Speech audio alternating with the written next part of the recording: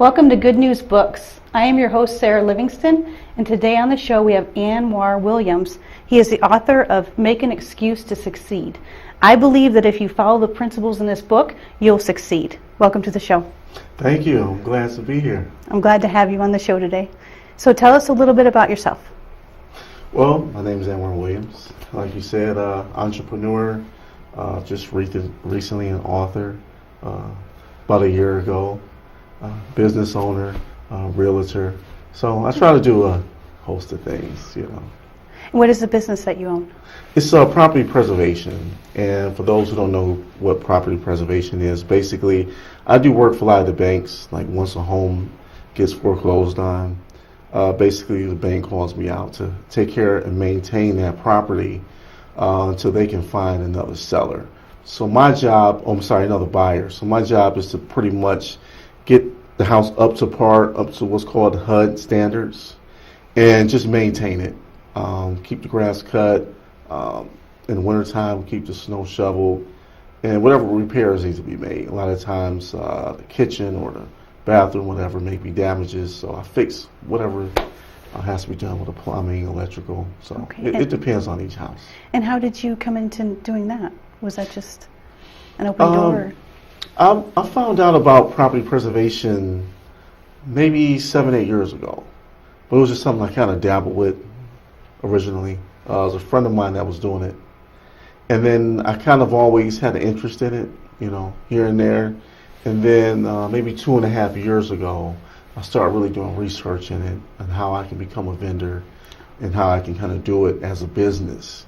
And once I did the research on it, I realized it wasn't as difficult to do as I thought it was. Okay. And I just committed. I just jumped into it. I didn't know anything about it.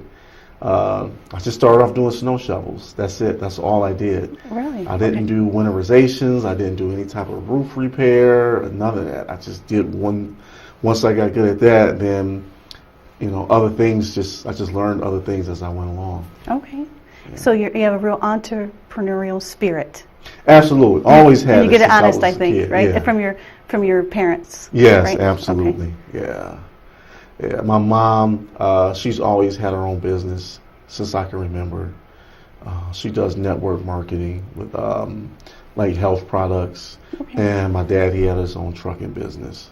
Wow, wonderful. So being that I have parents, it's only right that I would do it as well. Yeah. Tell us a little bit about your home life. I heard that you are the youngest of 9 siblings. Is that right? Yes, 9? That's correct. Wow. Last of the What's that like? Mohicans, as they say. What was that like growing up? It was different because I was kind of like a remnant from the rest. They didn't plan on having me. Okay. I kind of came later on. My mom was 40. My dad was 42. So they were pretty much content with the kids that they had, rightfully so. And I just kind of came along 10 years later. Okay. So it's a 10-year gap between me and my next sibling, my brother Sean, and then the rest from there. So I kind of grew up as an only child because by the time I got 4 or 5, they were everyone else was pretty much grown up, moving out the house, and it was just me and my brother. He was 15. Okay. So it was big age difference between me and the rest. Okay. In chapter 1 of your book, you talk about how your dad taught you that you earn your keep and be a giver and not a taker. He sounds like he's very wise. Can you tell me about how his wisdom influenced your life? He is. My dad will be turning 80 in May. Oh, okay. Yeah. That's great. No, I'm sorry, 81. So, yes, he has a lot of wisdom. Didn't listen to it all the time as a kid. But as you get older, you appreciate it more. And that was definitely his thing, Always have something to offer. When you go over other people's houses, don't be a burden. Don't go over there tearing up people's things. And don't just be a taker. So I found out as an adult, you have better relationships with people when you have something to offer as well, instead of you're coming with the attitude, what can you give me? Because then what you get oftentimes is very limited. So I always kept that in mind, and I do that in my business. When I present myself to someone, or even when I presented this book, I didn't want to just come out and say, oh, just go out and just buy my book, just because. I wanted to fill it with information and wisdom and knowledge, and for people to actually have something and they can glean from it, and they can take this information and they can use it for practical reasons.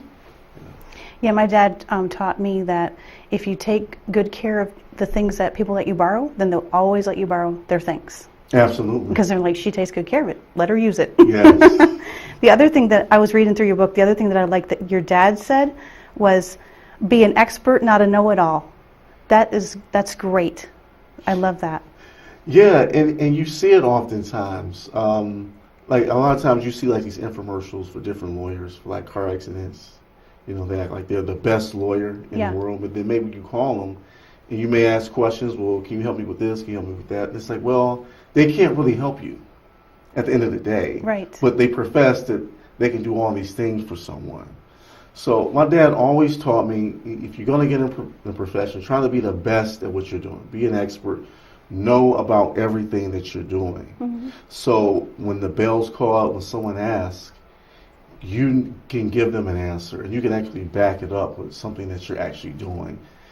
Because eventually, if you're just all about talk, someone's going to expose you, or something is going to expose you at some point. And then now people are looking at you sideways. So it's always important to concentrate on being an expert, and don't just try to come off with that insecurity that you know everything. And I also heard that my pastor said that if you study anything for an hour a day for a month, you will have mastery of it. So people, it's not a huge thing that is unobtainable that they'll have to spend years of their life at. If they just apply themselves and discipline themselves daily for even a small amount of time, they can master something like, something small, like say sewing or writing or whatever it might be. So I like that too, because it seems like an obtainable goal rather than this large, down the road goal. Yeah, absolutely. And I talk about that in my book, Making an Excuse to Succeed. Yeah. Oftentimes, the reason why people don't want to take on huge projects like starting their own business is because they see the totality of it. They see the big picture. And sometimes it's good to see the big picture, but sometimes it's not a good thing. Right. Because you see all the work that has to be done. Yes. So a lot of times you just have to just start at step one. If it's 100 steps, a lot of times people, they don't want to go 1 to 100. They just want to jump right into 100. And sometimes once you get step 1 done, you say, you know what, it's not that bad. And then you do step 2 to step 3. Once you get that confidence of making progress, you realize I'm not that far away. It's not as hard as I thought it was. So it's very important sometimes to just commit first and don't worry about the big picture all the time. I agree. I want to talk to you a little bit about your Christian walk and how you came to know the Lord.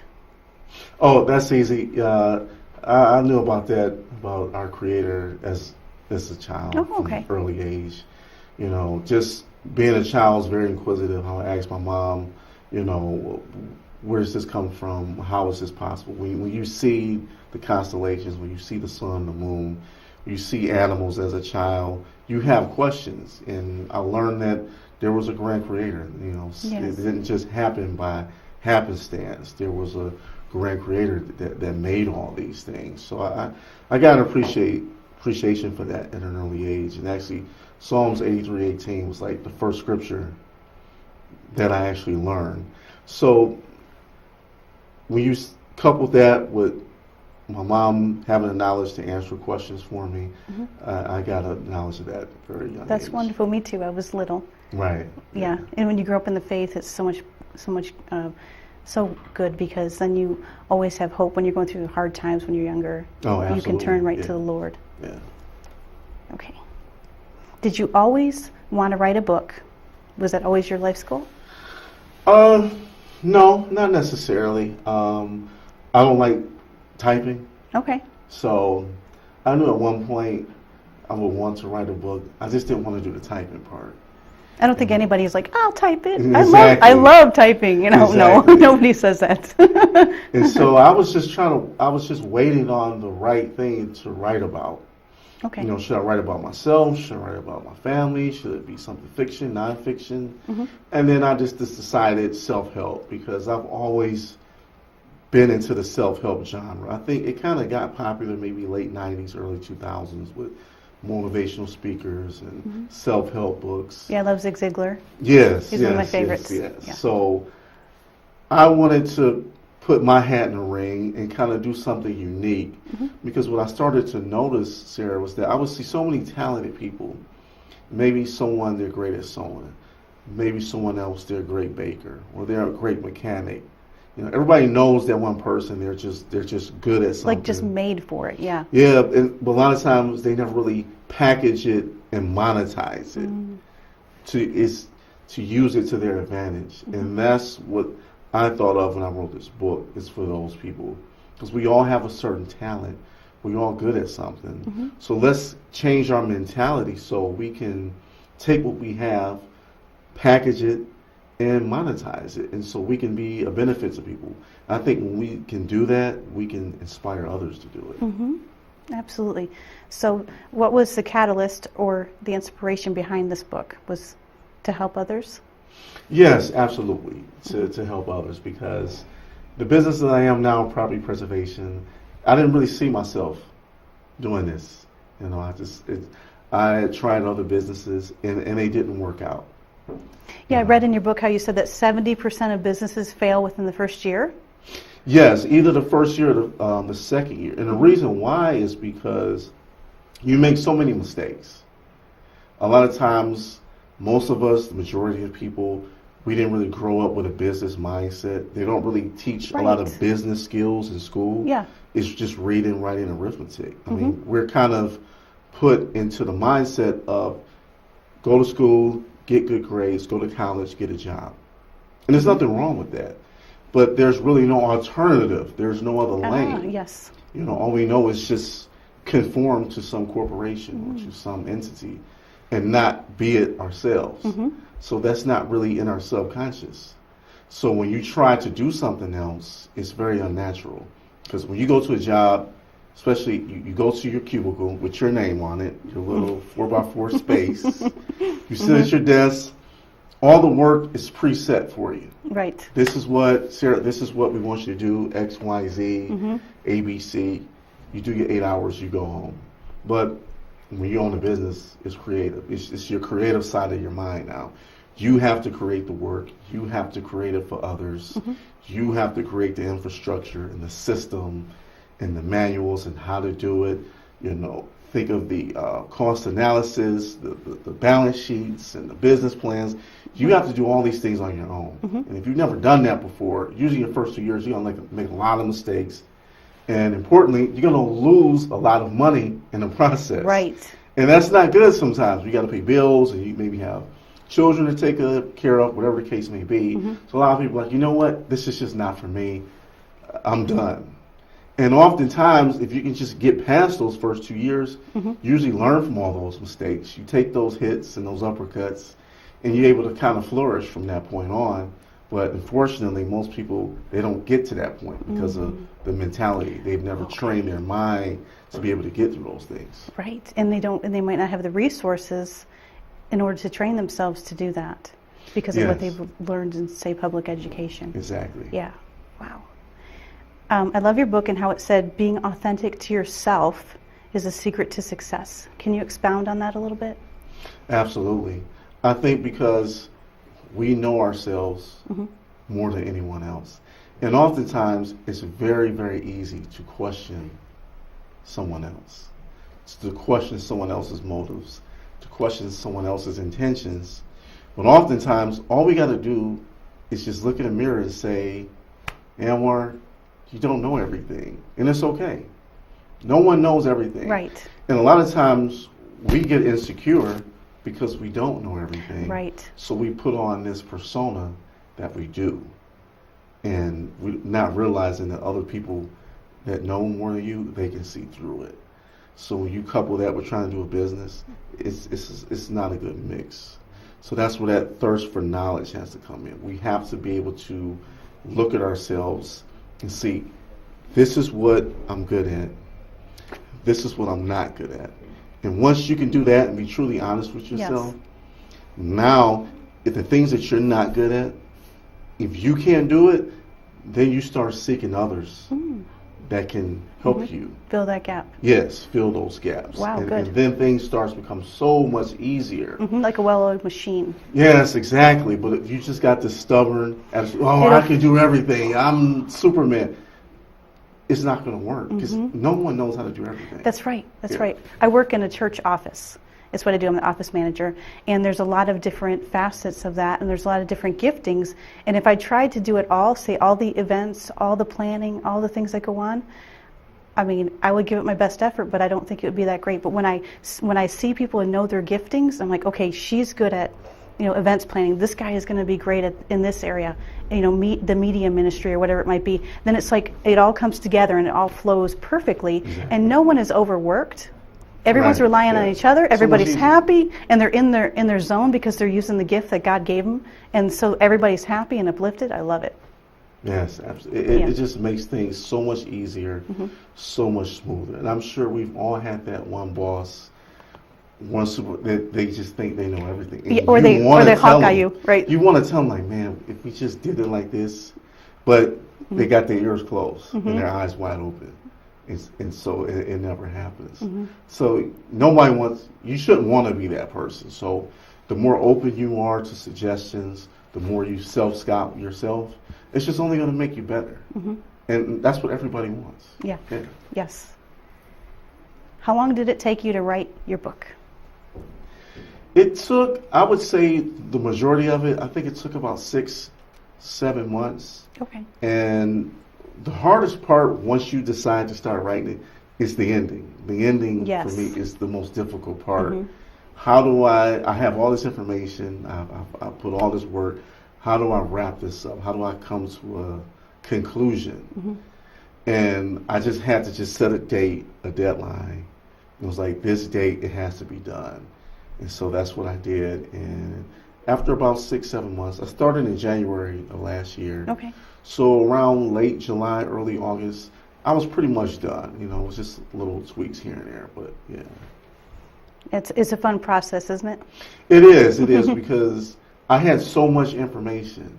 It was so many things I wanted to put in making this huge to succeed.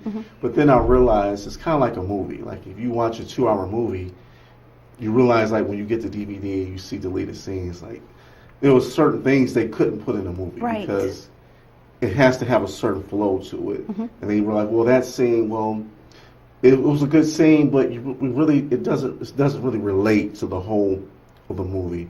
And that's how it was with this book. There was so much information I wanted to give people, but at the same time, I wanted to have a nice flow and a nice ending. And you accomplished that too. Yeah. You did. You accomplished it. When you're reading through it, there's poignant parts, and it's like it's very relatable. It's applicable. As I was reading it, I was like, yeah, this is going to help a lot of people.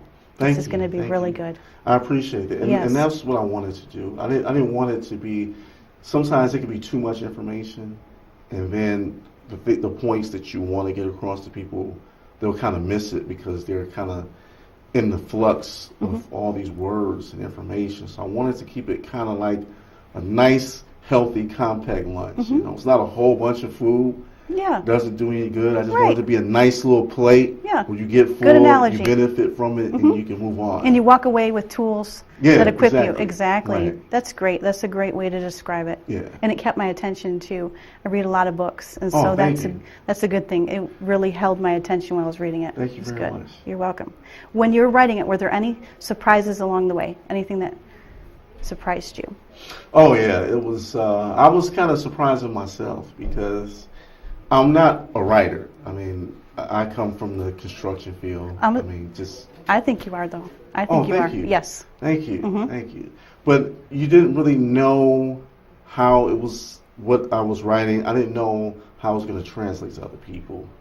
So the surprises was I had a few close friends that I let read the book, kind of excerpts from it. And when I got their response, I'm like, okay, I can do this. So I got my confidence up. And so I kind of went out there more. I kind of was more aggressive in what I was saying. So I think anybody that's thinking about writing a book, I think if you just start off with chapter 1 and kind of just have some people that really going to give you an honest opinion, if they kind of give it the green light, that kind of gives you that confidence boost to go further so you don't waste time. Right. Yeah, so I Yes. think you just take a little small portion, see what people think, and then just kind of, now you know where to go. You know what direction to go in. Yeah. Yeah. That's great. What do you think is the main reason why some people succeed and others, while others fail? Well, I think everybody's going to fail, first and foremost. And it's a good learning experience. Yeah, I mean, I've known that. You're going to fail, and sometimes more than what you want to. And I think that is the difference. The people that succeed, they know they're going to succeed. They're confident in themselves they're going to succeed. Oftentimes, people that fail, and I hate to call certain people failures, or a lot of people say, Sure. well, losers, that whole thing. It's not that they're losers or failures. It's just they've kind of given up on the maximum potential of their maximum potential. Oh, okay. Okay, so a lot of times, if you don't push yourself, you don't really know what your maximum potential is. You know, like, just say, for instance, we're out jogging, right? So we're jogging. You'd win. You never know. I don't know. It's been a while. I got to get back in shape. But if we're jogging, and maybe we've went a half a mile, and I'm like, you know what, Sarah, kind of getting winded. It's kind of chilly out here. I think I'm good right here. But that's a failure in itself, because I don't know. Maybe I could have ran another 3 miles, but I'll never know. So I think the people that succeed are people that's curious. They have this extreme curiosity. Like, I have to know what I'm capable of. I think those are the people that are the most successful, like the Michael Jacksons, Oprah Winfrey's, Bill Gates. You don't just wake up and become that person. They had this intense curiosity to find out how far they could go. Like, I need to know, and that's why they are who they are, because of that curiosity and wanting to know how far they could take it. Very good. Very good. Tell us why you named about the title of the book. Make an excuse to succeed. It just kind of came in my mind, and I thought it was kind of a catchy thing, because I think it makes people think. And excuses are kind of universal. So I said, let me flip it, because a lot of times it's hard for us to say no sometimes. So it's easy to just make an excuse. Like, if you say, do I want to go to some service that you haven't? Like, well, I can't because I'm going to be working, or I have something else to do. Well, I may or may not have something to do. Instead of just saying no, I don't think I want to go, it's easier to make an excuse. So it's like that a lot of times with taking on challenges. Instead of just saying, that's just too difficult, I don't want to put forth the effort. A lot of times we'll tell ourselves, well, I don't have the time. I don't have no money. It's this or that. We can come up with a million reasons. Do you think it's a fear of failure? It is. I think that's part of it, and the fear of the unknown. But if I can come up with some legitimate excuse, in a sense, I'll feel justified, because now I'm excluded from that. I'm excluded from that journey. And so I said, instead of making excuses to avoid things, make excuses to find a way to be successful. So instead of thinking of all the negative things that's going to avoid me, and you will, start thinking of all the positive things. Start thinking that if I do it, this is how I'm going to benefit from it. So if you start thinking in the opposite, thinking of ways that's going to help you, ways that's going to benefit you, I think it makes it better. So if you say, you know what, it's going to be difficult, but if I pursue it and if I achieve, it's going to make me a better person. It's going to inspire other people. That's making an excuse to succeed, instead of saying, I'm not going to have the time, I'm not going to have the money, and I can't take the failure. Those things, it only kind of like takes away from who you are. Wonderful. You said in your book that excuses are dangerous. Why do you feel like that? Excuses, are very dangerous. And the reason why, because it creates resentment with the people that you care about. Oh, very good. Yes.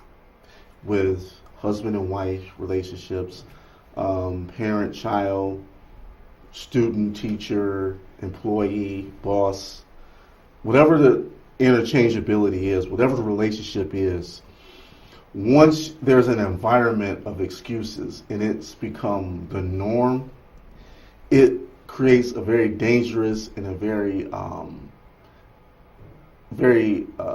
negative atmosphere of resentment. Yeah. Because people start to pick up. Now, if you make one excuse, it's fine. But now, after the second, the third, the fourth, the fifth, you start resenting that. Especially when people are relying on you to do things. Traffic can only be bad so many times. Right. You can only oversleep so many times. You can only oversleep so many times. You can only have so many flat tires. Right.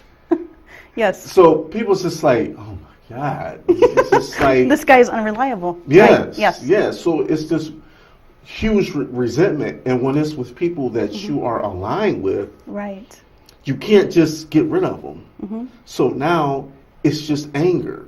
So that's why you see so much dysfunction in families and employee-boss relationships. In any type of relationship, that's why there's so much dysfunction, because of excuses. Because they're not really legitimate. There's just this air of it. Yeah. Yes, I agree. Can bad money habits affect success? Absolutely. In my book, I mentioned two things. One is called Fool's Gold. Yes, I wanted you to talk about that. Fool's Gold is success. It's not based on a trend. So in anything, it's just kind of the whole blind squirrel finds a nut mentality. In anything you do, you're liable to have some streak of success. Like if I'm sure, like if I gave you a basketball, right? It's possible you could make 5 shots in a row. Yep. I could. But it doesn't mean, okay, if I put you in a game or competition, that you're going to do it now, right? Right. So that's fool's gold in a sense. Oh, okay. So now you can't base decisions off that one instance. So if you have a certain trend of success and it goes well, it's like, oh man, now I got to up the ante now. I got to take on more people. You have to wait and see if this is consistent. So if you have a business, if you have a certain month, or maybe your profits go up, you can't always base all your decisions, all your business on that one instance. Okay, that flux. You have to kind of wait it out sometimes and see if this is a trend. Now, if it's trending for 5-6 months is happening, now your decision is different. So that's what's called a bad money habit. You're making a decision off a temporary instance or a temporary situation, and that can be very dangerous and detrimental to your business. Okay. Okay. How do you feel like this book can help others? It can help others in a lot of ways. Number one, it's all about your mind. And what I've noticed is that mental health is just as important as your physical health. And a lot of times people don't look at it that way. Like if you have a bump knee or a bump shoulder, or if you cut yourself, you're going to address that immediately. Because if you don't, it's only going to get worse. Your conditions is only going to get worse. So if there's some mental barriers, if those things mentally that is challenging to you, then you tend to ignore it. So if you treat your mental errors, if your mental shortcomings, same as your physical shortcomings, it's going to make you a better person. Everything you do, regardless if it's starting a business, in your personal relationships with people, when you start to have that attitude, things are just going to get better for you. And that's what I'm talking about in this book. Excellent. And how can they pick up your book? You can get it on Amazon.com. Just my name, Amron Williams. You can type my name, or you can type the title of the book, Make an Excuse to Succeed. And you can also visit my website, makeanexcusetosucceed.com. Wonderful. And is it out in paperback now, or is it just an ebook still? This is my copy. It's out on paperback now. Oh, great. So in the next 2 weeks or so, if you don't want the ebook, or if you want both, you can get the ebook or the paperback. Wonderful. Well, thank you for being on the show. Glad to be here. I had a great time. Wonderful. And thank you everyone for watching, and remember to keep sharing the good news.